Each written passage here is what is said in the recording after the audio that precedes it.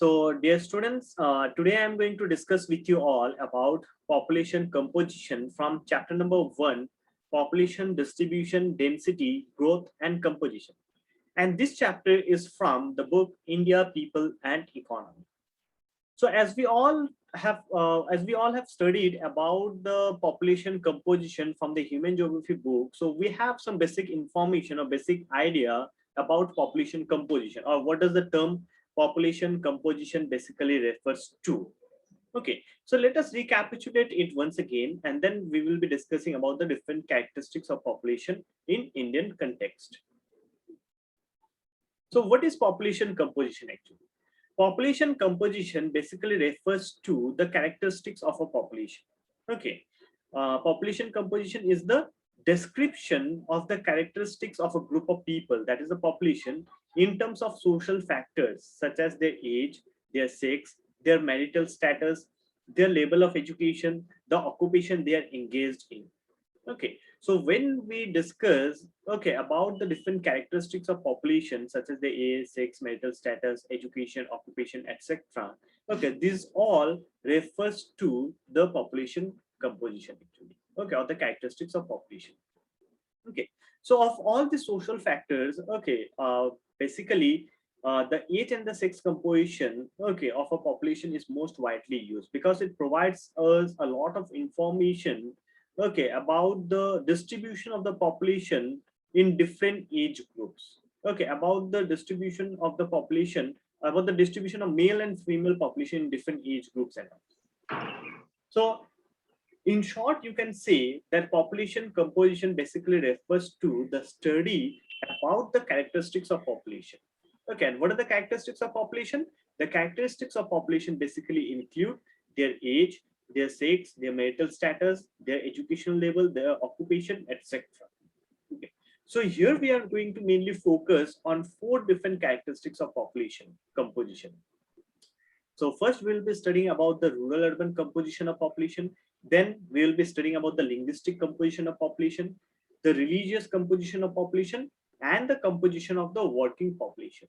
Okay, so these 4 different characteristics of population, they provides us informations. Okay, they provide us different information about the population of a particular region or place.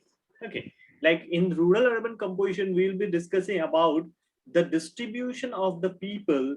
Okay, in according to their areas of residence, that is in the rural and the urban areas. Then in linguistic classification, we'll be studying about the distribution of the population according to the different language groups.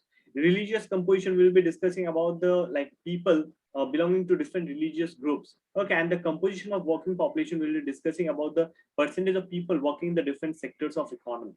Okay, so this all characteristics of population, it basically provides us a detailed information about the population of a certain area of a particular region.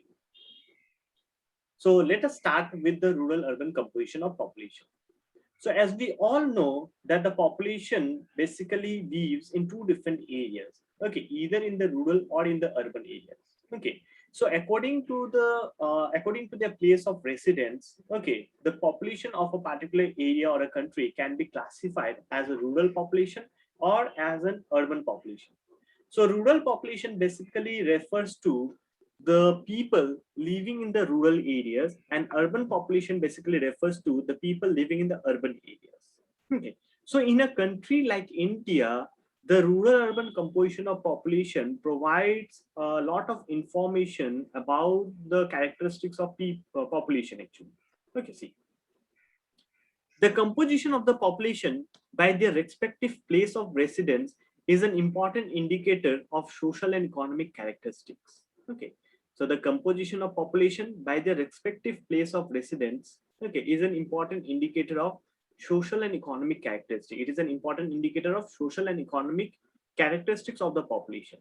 Okay, so because the rural urban composition of the population, it provides us information about the social setup of the people, about the economic status of the people living in this urban and the rural areas. In our country, according to 2011 census, around 68.8% of the total population, they live in the villages, that is in the rural areas, whereas only 31.2% of the people, they live in the urban areas. That means a majority of the people of our country, they live in the rural areas. Okay, they are the rural population, villages actually. Okay, and the distribution of the rural and the urban population is not uniform throughout the country, and even this distribution of the population, okay, of the rural and the urban population is not uniform throughout the country, because in our country, the country is divided into many subdivisions, like we are having the states and the union territories. Okay, so the distribution of this rural and urban population, it varies from one state to another, from one union territory to another. Okay, so there are some states or union territories where the percentage of rural population is very less and the urban population is very high, or there are some states and the union territories, okay, where we can find more number of rural population and less number of urban population. So it varies from one state to another, okay, from one union territory to another. Okay, and the reason for such variation, okay, the reason for such variation in the distribution of population in the rural and the urban area basically include the economic setup. Okay, basically include the social structure of that particular state or the union territory. In the recent years, the percentage of people living in the urban areas has increased due to enhanced economic development and improvement in the health and hygienic conditions. Okay, so in our country, in the recent years, okay, like before independence, okay, majority of the people, okay, majority of the people, they were living in the rural areas. But after independence, okay, when our country has started progressing in terms of economy, okay, like when the economy of our country started showing up, okay, it started improving actually.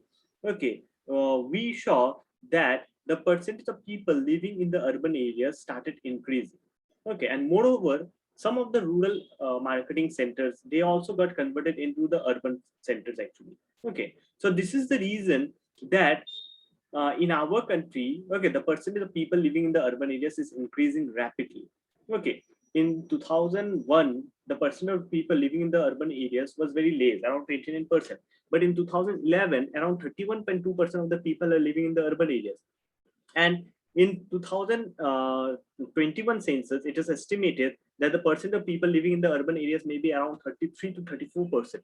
Okay, so which shows that the percentage of people living in the urban areas is increasing rapidly in our country. Okay, and what is the main cause? What is the main cause for this shift of the people from the rural to the urban areas actually? The main cause is the development in the economy. The main cause is the economic development and improvement in the health and hygienic conditions of our country.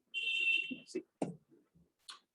Another factor responsible for growth in urban population is improvement in the socio-economic condition and an increased rate of rural to urban migration. And another important factor which is mainly responsible for increase in the urban population is the improvement in the socio-economic condition of the people. Not only the economic condition is getting improved, but the social structure, but the social setup is also getting improved. Okay, and how the social setup is getting improved? The society is getting advanced or improved because of increase in the literacy level. Okay, because people are becoming more conscious, people are becoming more literate, educated. Okay, so this is also a reason, okay, that the social as well as the economic condition that together is pushing the people from the rural areas to the urban areas. Okay, and the percentage of people living in the urban area is increasing. Okay, so basically the improvement in the socio-economic condition and because of increased rate of rural to urban migration has caused an increase in the percent of people living in the urban areas. The states like Himachal Pradesh, Bihar, and Sikkim have very high percentage of rural population. So now if we try to see the distribution of the people, okay, the distribution of the people in the rural and the urban areas of different states, yeah, like the data is quite, like you can see, it is very interesting actually. Okay, the data, it provides us quite interesting information about the rural and the urban population of our country. So basically, the states like Himachal Pradesh, Bihar, Sikkim, okay, they have a higher percentage of rural population. Okay, Himachal Pradesh is the state which is having the highest percentage of rural population. Okay, in Himachal Pradesh, okay, a majority of the people, they live in the rural areas, whereas in the rural areas, actually, a very less percentage of people, okay, a very less percentage of people, they live in the urban areas. The state of Goa, Maharashtra, and Mizoram, they have only little over half of their total population residing in the villages. And if you see the scenario of Goa, okay, Maharashtra, and Mizoram, in the state of Goa, in the state of Maharashtra, and in the state of Mizoram, only half, okay, only half of the percentage, more, okay, around half, it can be said around half, actually, half of the percent of people, they live in the rural areas. That means almost 50% of the people, they live in the urban areas. See, the union territories, on the other hand, have smaller proportion of rural population except Dadra and Nagar Haveli. Okay, on the other hand, the union territories, okay, the union territories, they have a very smaller population of rural population. Okay, except Dadra and Nagar Haveli. Dadra and Nagar Haveli has 53.38% of the rural population, actually. Okay. So this rural-urban composition of population, it basically provides us information about the distribution of population in the rural and the urban areas. Okay, so Goa is the state which is having the highest percentage of urban population. Okay, Goa is the state which is having the highest percentage of urban population, whereas Himachal Pradesh is the state which is having the highest percentage of rural population. Okay, so you may be getting the this two short questions, actually. Which state is having the highest percent of rural population? Okay, Himachal Pradesh. Or the same question may be given in a different way. Which state is having the lowest percentage of urban population? Himachal Pradesh. Or which state is having the highest percentage of urban population? Goa. Or the same question may be given in a different way. Which state is having the lowest percentage of rural population? Goa.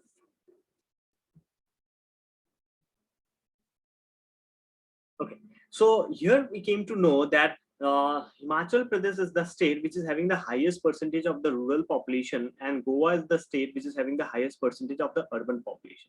Okay, so basically the rural-urban composition of the population, it provides us information about the distribution of the population of our country in the rural and in the urban areas. Okay, so the next one we are going to discuss is about the linguistic classification. Okay, or you can say the linguistic composition of population. So India is a country of diverse linguistic groups. Okay, in our country we can find people speaking different languages. Okay, people from Jammu and Kashmir to south in Kanyakumari, from Gujarat to Arunachal Pradesh, the people, they speak in different languages. Okay, so these languages which we speak, okay, the languages which are spoken by the people of India, they basically belong to various language groups. Okay, so we'll be discussing about this. Okay, see, so according to the Gearson Linguistic Survey of India, which was conducted between 1903 to 1928, 179 languages has been recognized. Okay, total 179 languages are there identified, and 544 dialects are there in the country. Okay, so in our country, total 179 languages are spoken and 544 dialects are there in the country. What are these dialects actually? Language, you know, language means bhasha, actually, the way, okay, we speak actually. But sub dialects basically means the sub language. Okay, that means a person who is speaking, suppose Hindi, okay, Hindi is the language, and the same Hindi, okay, Hindi, it is being spoken in a different way in Maharashtra, it is being spoken in a different way, in a different tone in Bihar, it is being spoken in a different tone in West Bengal. So the same language spoken in a different tone, actually. So these different tones are actually the dialects, or it is known as the sub language, actually. For example, Bengali. Bengali is the main language, and if you see the people speaking, living in like the southern Bengal, they speak Bengali in a different way. The people of North Bengal, they speak Bengali in a different way, actually. Okay, so these are actually the dialects. Okay, so total 179 languages has been identified, and 544 dialects has been identified in our country. But in our country, only 22 languages are officially considered as a language, actually. Okay, so in the context of modern India, there are about 22 scheduled languages and a number of non-scheduled languages. Okay, so in our country, 22 scheduled languages are there. 22 scheduled languages basically means the recognized languages, the languages which are officially recognized. Okay. So among the scheduled languages, okay, among the officially recognized languages, the speakers of Hindi have the highest percentage. Okay, so maximum number of people they speak Hindi in our country. Okay, whereas a very less number of percentage they speak Sanskrit, Bodo, and the Manipuri language. Okay, and this is the data which we have got from the 2011 census actually. Okay, so the largest language spoken in our country is Hindi, and the language which is spoken by a very few number of people is the Sanskrit, Bodo, and the Manipuri language actually. Okay, so basically these 179 languages, okay, they belong to 4 language families. Okay, the 79 languages which has been identified in our country, they basically belong to 4 language groups. Okay, and they have their sub families or the subgroups or the branches. Okay, so here you can see that this chart, it provides us information about the main language group, about the main language family, their sub family, the branches, and in which areas they are spoken. So here you can see that Austric, which is also known as the Nisada, only 1.38% of the people they speak Austric. They belong to the Austric language group. The Dravidian, basically the Southern Indian people. Okay, 20% of the people of our country, they belong to this Dravidian language group.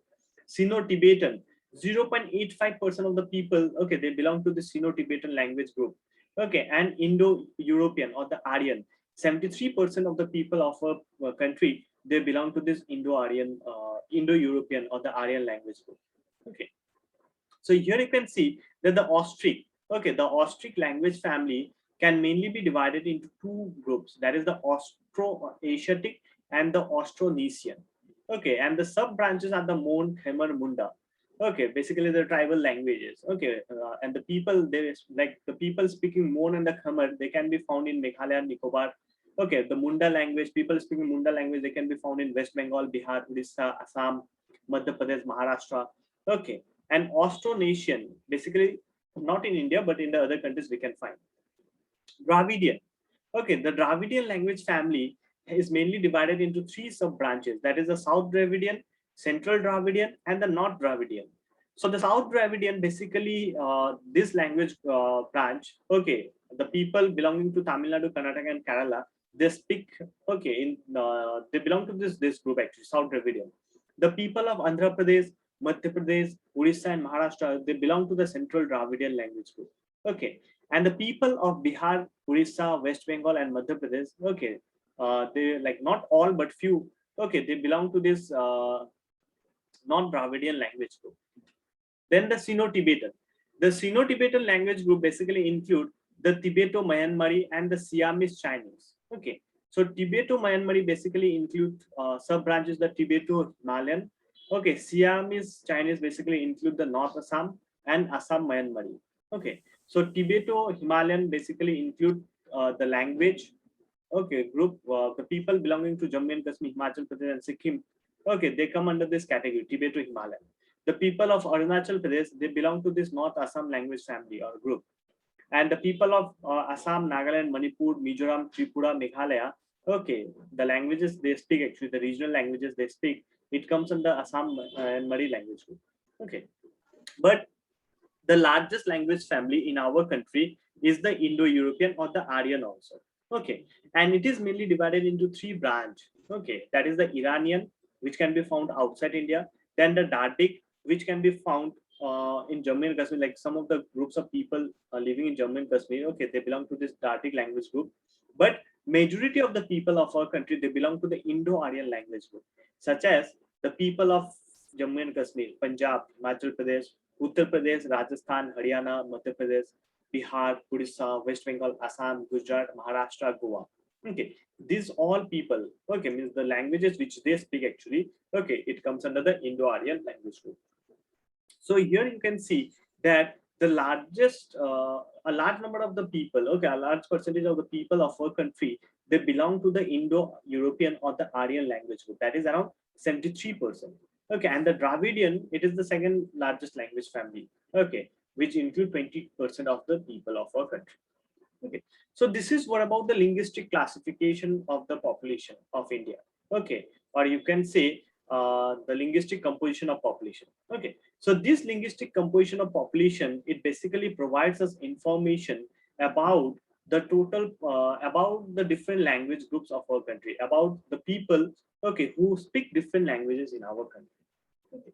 So according to the Gearson linguistic survey, 179 languages are there and 544 dialects are there, and 22 scheduled languages are there. Okay, so this is very important for short questions.